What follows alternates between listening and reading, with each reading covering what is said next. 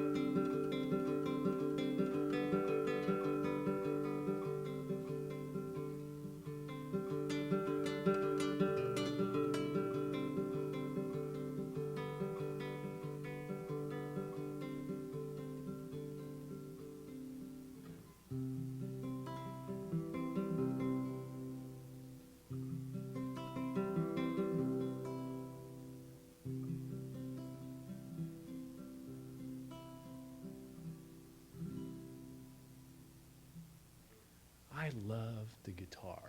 And let me tell you why I love it. I think the guitar is the most fantastic instrument. Is this on? In the world.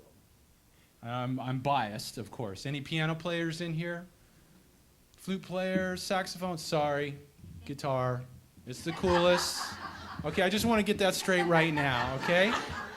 They do not have saxophone hero. They do not have piano hero. They have guitar hero. That's correct. And the pianist over there is giving me a dirty look right now. So it's okay, okay? You can't play Stairway to Heaven on the piano and make it sound like the original. So I just had to share that. But one of the reasons why I love the guitar so much, now that I've upset every musician who doesn't play a guitar in here, is that I think it's a great metaphor for our lives. Because we are truly beautiful, magnificent instruments in which we're sharing our music and playing what is inherently within us. The strings are the facets and aspects. We have our relationships, we have our health, we have our families, our significant others. The strumming and the plucking is the action that we take through those facets and aspects. And the music is what we express through our life experience. Now, I don't care how masterfully you play the guitar, the game of life, if your strings aren't in tune, you're never going to play beautiful music or truly create what it is that you want to create. In just the 3 minutes since I tuned my guitar in the back and put it right there, it already needed to be tuned again. How nice is that? But that's the beauty of it. This is a committed process. So 10 years ago, I'm a recovered corpaholic, former CEO, executive manager, high-powered business guy, suit and the red tie, the whole shot. Hard to believe, huh? And, I achieved it all. I'd climbed the pinnacle of success. I graduated cum laude from high school. And over the course of 18 years, became CEO of a multi-million-dollar business that I had started in my garage. And I thought I had everything, the shiny car, the home in Southern California, all the bells and whistles, the nice portfolio.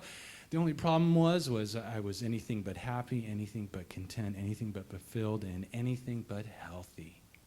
And I came home one night, and there's my wife in the hallway with the look. How many of you are married or have a significant other? Isn't it amazing how they can communicate with just a look? Talk about communicate. This is the communication group, right? It's absolutely amazing. Well, my wife is a master. She's got it. I'm going to hit you with some truth look. You're not going to like it, but here it comes. And she's also got the I don't give a damn what you're saying look, which I might only see maybe once every 2 years. Okay, maybe a little bit more than that, but that's another story for another time. So I came home, and there's the look in the hallway. And she just got up to my face, and she just said, you know what? I don't give a damn how much money you're making. I look in your eyes, and you're dead. When are you going to have the courage to go for the dream? And of course, like any good husband, I immediately wanted to argue with her. And like any really good husband, you realize, what's the point? She was right again, and after over 11 years of marriage, there's a trend, and it is not in my favor. Okay, I'm just confessing that now. So I decided to go find myself. I had this dream of becoming a speaker, and needless to say, life does have its interesting twists and turns in its experience. So shortly thereafter, I'm playing at a wellness center. I've been playing guitar for 30 years plus now. Went to go see Pink Floyd The Wall in 1980 and forced my father, forced my father to get me a guitar for my birthday, and been playing ever since. So I'm playing, and after I'm done playing, this woman comes up to me, and I'm like going, I just knew, I could tell, this lady, she's going to be strange, man. And she comes up to me. There's a lady that ran this wellness center. There's those wellness people, you know. And she comes up to me, and she goes, I hear these tones in your music. And I'm looking at her, I'm like, oh, man, I know. She's going off the deep end. I can tell right now. Then she got up literally within 6 inches of my face, and she goes, and nobody can hear the tones but me. And I'm like, I go, you know what? I heard some tones, too. Back in the 80s, listening to Floyd, hanging out with my buddies, watching the lava lamp. I know some of you are shaking your heads back there. Yeah, I heard some tones, too, back in the 80s. You know, I'm like kind of going, yeah, I heard some tones. She goes, no. She goes, let me get one of your CDs. I know some scientists that I absolutely need to connect you to. So I'm like giving her a CD. Maybe this lady will go away. She won't bother me anymore. I went home, didn't think anything more of it. A few weeks later, I got launched upon a whole different twist and turn in my life that I never even saw coming. I get a call from a gentleman who's a former consultant to NASA. And he says, hey, we've been doing some preliminary studies on your music. We want you to come to a lecture, bring your guitar. And so I'm like going, okay, you know, cool. Maybe I'm going to play like during donut time or something. So we're talking about communication today. And what they're talking about in this lecture is that humanity, with all its wisdom, has dumped over 80,000 man-made chemicals into our air, food, and water. We have literally penetrated and permeated every aspect of our experience with these chemicals. In addition, and we were talking about these earlier, weren't we? Anybody ever seen one of these? Yeah, I got one here. Absolutely, we all do, right? Technology has become such a huge, fantastic part of our lives, but it also produces what's commonly called electromagnetic fields, or EMFs. And so what these scientists were researching is that all this stuff in our environment is actually causing static and noise in our modern day world and inhibiting our ability, inhibiting our physical energy, inhibiting our levels of consciousness, our ability to process information, to remember things, to access the creative, intuitive part of who and what we are. And we have literally put ourselves out of tune. I mean, I was blown away. I'd never heard of quantum physics or energy. I mean, I considered myself blood, muscle, bones, and all that good stuff. But quantum physics opens up the door and says, guess what? You're not solid. You're actually made of energy. Everything in this experience is energy. And you say, well, wait a second, I'm made of muscle and bones and cells and molecules. Well, what are molecules made of? Atoms. Well, guess what? They looked at an atom and there's nothing there. It's empty space. It's a waveform of information, of electrical impulse. And we talk about communication. And what is communication? It is vibratory in nature. Think about it. You send a vibration. Your ear registers a vibration in the eardrum, transmits that information into electrical information. The brain then decodes that information and creates sound in your head. And that's why, as husbands, we hear certain things when our wives tell us certain things, and we don't hear certain things because our perceptions shape and shift how it is that we decode our experience. Very much the truth. So I'm like going, I'd never seen anything like this. This is absolutely amazing stuff. And what they're talking about is that we have literally impacted and vibrationally limited ourselves, and we don't even know it. And why? We don't hear these things. We don't feel them unless you're sensitive. There are people who are sensitive to things in the environment. But actually right now we're tremendously impacted by cell phone signals, Wi-Fi, microwave signals, the airports down the highway here, transmitting signals, radar signals, all the TV channels, AM, FM, everything being broadcasted through this room that is actually experiencing and impacting you on an energetic level. And ultimately, bottom line, interrupting your connection to this most magnificent field of energy that we all part of, this quantum field, this field of unlimited possibility. And in essence, what we have done is we have compromised our energy and compromised our levels of consciousness. So I'm listening to this, absolutely blown away. I thought these guys were crazy. What really got crazy halfway through the program, when they said, Mark, come up here. We want you to bring your guitar up. I'm like, okay, start playing. And on stage, they're demonstrating through physical tests how these things we use every day are compromising our energy and putting us into a state of perpetual stress, compromising our brainwave activity, compromising so many different aspects of our lives. And they're showing people physically how they are compromised, actually going into weakened states when being exposed to a cell phone, chemicals in the environment. I mean, I was absolutely blown away. But what really blew me away and quite honestly kind of freaked me out was when I started playing and these people who were going weak experienced instant physical shifts in their energy. I'm like going, what the? And this is like high gradient stuff. I'm like kind of going, what is that? And I kind of went home not really sure what I had experienced. There was a red light blinking in my head that said, does not compute, disk error. And I just pretend it never happened. I can go into the denial phase, or at least I used to a long time ago, really easily. I just kind of went on my merry way. Okay, that was an interesting experience. So I didn't think anything more of it. Well, 2 months later, I get a call from Dr. Jones, this consultant from NASA. He goes, man, I'm so excited. I go, well, what's up? He goes, we've been doing preliminary study on your music. Okay. He goes, we did some brain mapping. He goes, we've been in a study and looking at how a brain in peak performance operates, which certainly, of course, is going to impact what? How it is that we communicate, how it is that we receive information and interpret information that is given to us. See, we want to clean up the airways. He said, when your music plays in the environment, it shifts the brain activity into a peak performance state. I'm like going, all right. He goes, and then he goes, through applied kinesiology and other physical testing, we're actually able to show that when an organism is in alignment and in harmony with this energetic field, it's going to have an instant increase in strength, flexibility, endurance, coordination, and balance. He said, your music does that. I'm like, okay. He goes, and thirdly, and most importantly, he said, when the body and the brain is exposed to energy interrupters in the environment, it's maintaining the same state. He goes, this is huge. He said, because the only way humanity is ever going to lift itself up and evolve to the next level is to find a way to raise itself vibrationally above the static and noise of all the things that we've put in our environment. He said, your music does that. I'm like totally baffled at this particular point in time. He goes, we want to buy 1,000 CDs from you and start selling them. I said, well, that I can relate to. I'm not so sure about all the other stuff.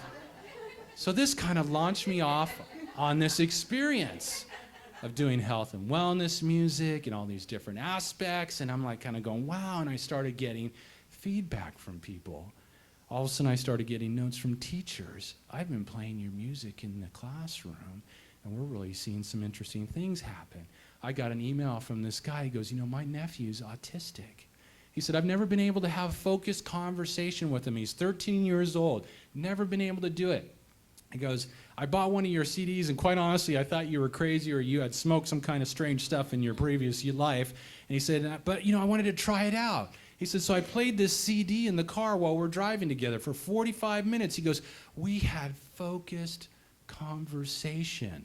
I ask a question, he would respond. I would ask a follow-up question, he would respond. He goes, what is going on here? And I said, good question. I quite honestly don't know. But this kind of embarked me off on this adventure to discover what was going on. And one of the stories I had shared with Marlene is, how many of you have ever had a room of 4-year-olds filled with 4-year-olds? It's an interesting experience, isn't it? It can be quite erratic.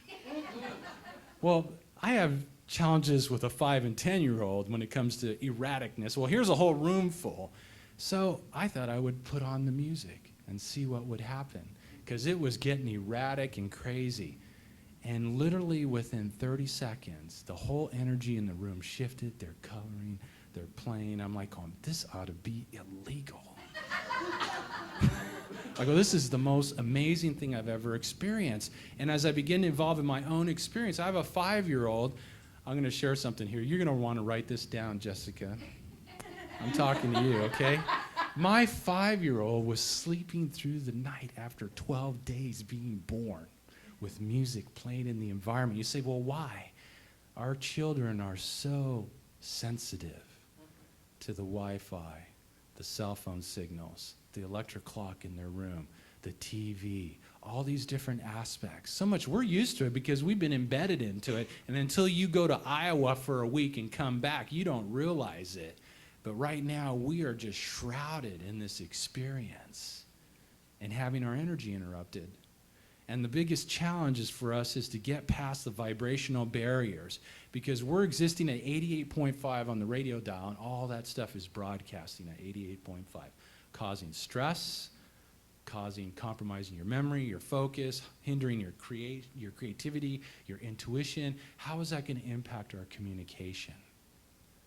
So it's really been this experience. I'm like kind of going, I wish I had known this on the 10-year-old. We didn't realize it until she was 8 months old, and just played music in there by chance, and she started sleeping through the night.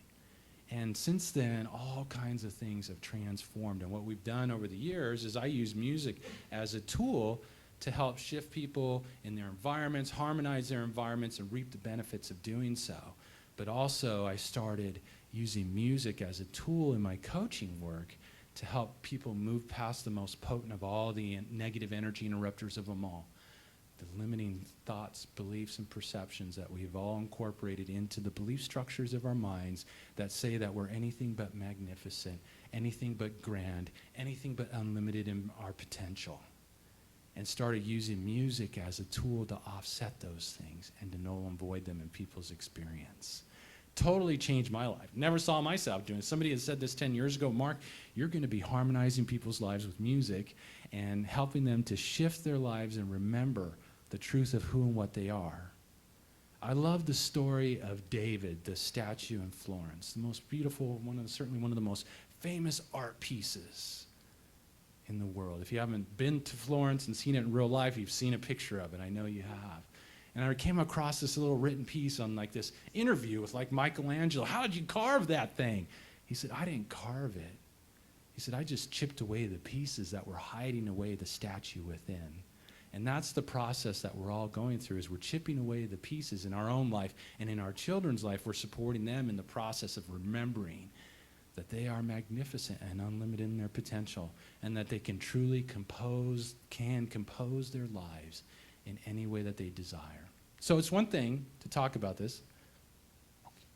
Does that mean my time's up? Oh, yeah. Oh, I went over, huh? All right, well then I'm not going to demonstrate it. What? I was going to demonstrate the music. She just gave me the cane. Can I take? Okay, all right. So Marlene, come up here, Marlene. You're going to be my test subject. It's another thing to actually demonstrate it. So we think of balance, right? Balance is such an important part of our lives. If we're going to run, you got to be balanced. You're going to walk, you got to be balanced. We don't want to fall over, right? I know, and you were just telling me those stories last night about the margaritas. Yeah. So we're going to do a little balance test. So put your feet and toes all the way together. And I want you to put your hands to the side. I want you to grab my fist. Get a good grip on there. So we're going to see how her balance is. Are you ready? I'm gonna push down to your hand. I want you to stay stiff. Don't let me bend. Don't let me tip you. Ready to go? Be strong. Okay. There you go. I thought you were gonna be strong.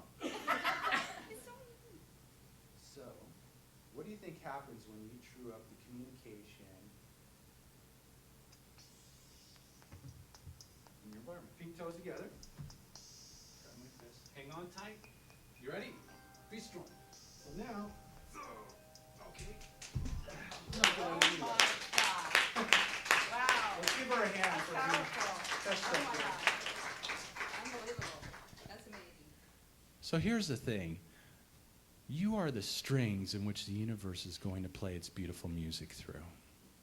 It is that music that's going to transform not only your life, your experience is going to transform your children's life. Your children came here with a song, as we all did. And it is that song that's going to transform the planet that we live in. It's not some date on the calendar, some presidential election, some change in the economy. No, it's going to be each and every one of us waking up to the beautiful music that is within us. And the only way that that beautiful music can be shared is by making sure that your strings are in harmony and in tune. Thank you very much.